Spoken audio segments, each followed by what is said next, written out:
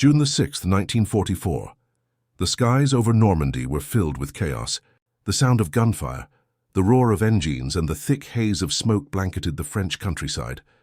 Somewhere near the small village of Rouen, a silver glint broke through the clouds.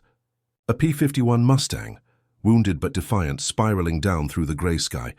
The once mighty Merlin engine sputtered and coughed, trailing a thin ribbon of smoke that cut across the clouds like a dying flame.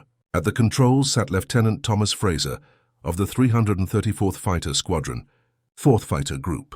His Mustang marked QP Gand, nicknamed Jerry, had taken hits during the brutal air battles over the Normandy beaches. Lost, damaged, and low on fuel, Fraser fought to keep his aircraft steady as the fields of France rushed up to meet him. Moments later, the Mustang struck the earth hard. Its metal groaned, its wings snapped, but it did not burn. Fraser crawled from the wreckage, shaken but alive. He would spend the rest of the war as a prisoner, but his aircraft serial number 4324825 was about to begin a journey unlike any other. A journey that would shake the confidence of Germany's most experienced fighter pilots. German salvage teams arrived swiftly. By 1944, they were masters of recovering downed Allied aircraft. Within hours, the Mustang was hauled from the crash site, its broken wings carefully lifted and loaded for transport. Soon it was on its way to Rechlin, the Luftwaffe's premier test center nestled deep in northern Germany. Their technicians and engineers would work meticulously to pair the American fighter, using parts scavenged from other wrecks scattered across occupied Europe. Weeks later, the sleek machine emerged from its hangar, reborn but transformed. Its olive drab paint was gone. In its place, black German crosses, yellow identification panels, and the new code T9 plus HK painted proudly on its fuselage. It looked like something out of a strange dream. An American fighter wearing the colors of its enemy. And soon it would fly again, not to fight for the Allies, but to teach the Luftwaffe a lesson it would never forget.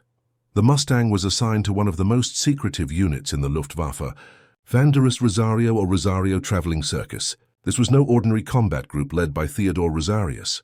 It was a special test and demonstration unit dedicated to studying captured Allied aircraft and showing frontline German pilots exactly what they were up against. By mid-1943, Germany's air war was collapsing. American bombers were pounding cities and factories deeper and deeper inside the Reich.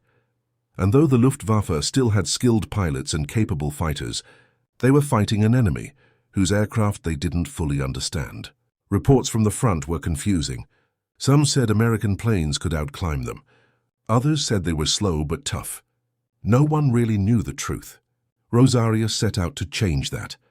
His idea was simple yet revolutionary. Take captured Allied aircraft, repair them, and then show them off to German pilots all across Europe. Let them see the real enemy, not through propaganda or guesswork, but through experience. When Fraser's Mustang was finally ready for flight at Rechlin, Luftwaffe test pilots approached it with skepticism. For years, they'd been told that American aircraft were crude, mass-reduced machines made for quantity, not quality. Clumsy, they thought, heavy, simple. But as soon as the German test pilot climbed into the cockpit and started the Merlin engine, those assumptions began to crumble. The roar of the Packard-built Merlin filled the air. Smooth, powerful, confident, the Mustang surged forward down the runway. In seconds, it was airborne. The controls responded with precision, light yet solid, harmonized perfectly between aileron, rudder, and elevator. The German pilot felt immediately that this machine was different. It was alive. The cockpit layout was ergonomic and practical, with instruments clearly grouped by function, a far cry from the cluttered and cramped interiors of the Messerschmitt Bf-109 or Fowler Wolf. Everything felt purposeful. Even the seat was comfortable. A small detail, but one that mattered on 8-hour escort missions across Europe.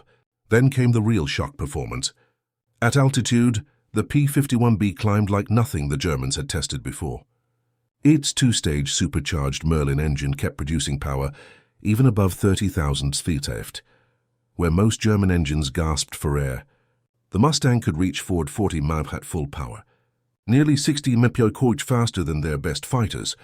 That speed advantage wasn't just technical, it was tactical. A Mustang pilot could choose when to fight and when to run. If the odds weren't good, he could simply push the throttle forward and leave his pursuers behind. German pilots, for the first time, realized they could not control the engagement anymore. The enemy could decide the terms of battle. The test flights continued for weeks.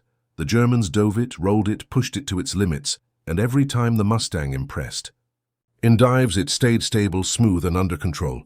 Where German fighters often stiffened up or risked structural failure, it could take hits and keep flying.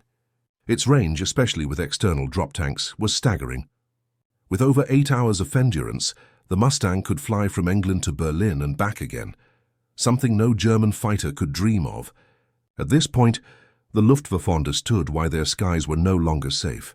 The Mustang had erased the distance that once protected Germany's heartland. By late 1944, the Wanderzirkus Rosarius took the captured Mustang on tour. Across airfields in Germany, France, and occupied territories, Luftwaffe pilots gathered to watch demonstrations. There in front of hundreds of men, the yellow-bellied P-51 took to the air. Flown by a German pilot, it streaked across the sky in low passes, showing its speed. It climbed effortlessly to high altitude. It rolled, dove, and banked gracefully, leaving the onlookers silent in awe. Then came the mock combats. The experienced German aces took off in their mess and falls, eager to test themselves against the American intruder. But one by one they found themselves outflown. The Mustang could outclimb them, outdive them, and simply fly away when it wanted. The Germans learned quickly that dogfighting the old way, tight turns, and vertical climbs would get them killed. Instead, they began to study energy fighting using altitude and speed to manage engagements. The Mustang, ironically, taught them to become better pilots. Yet the lesson carried a bitter truth. Even with perfect tactics, they were now fighting from behind. At every demonstration after the flights, the pilots crowded around the aircraft. They touched the smooth metal, examined the instruments, asked questions. Some were fascinated, others quietly disheartened. The propaganda they'd believed that the Americans built inferior machines was gone. They had seen the truth with their own eyes. German engineers went further. They dismantled parts of the captured Mustangs at Rechlin and Göttingen, studying every rivet, every joint.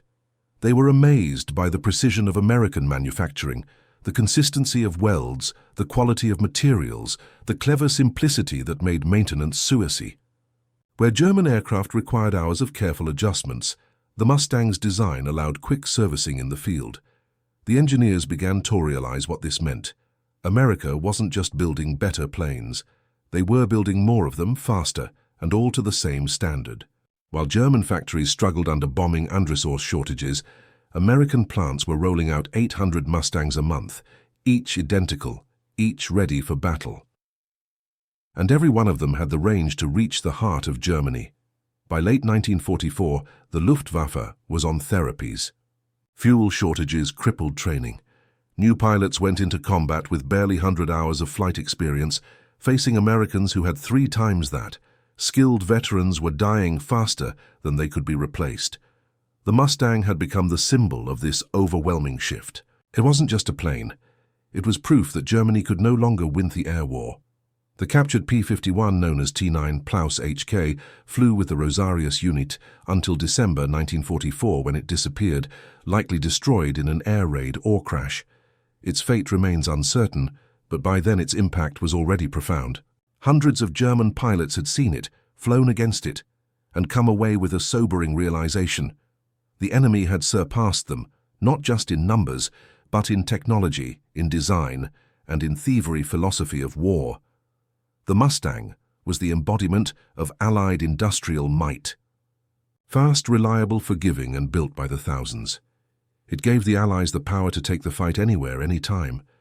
And for the Luftwaffe, it marked the beginning of the end.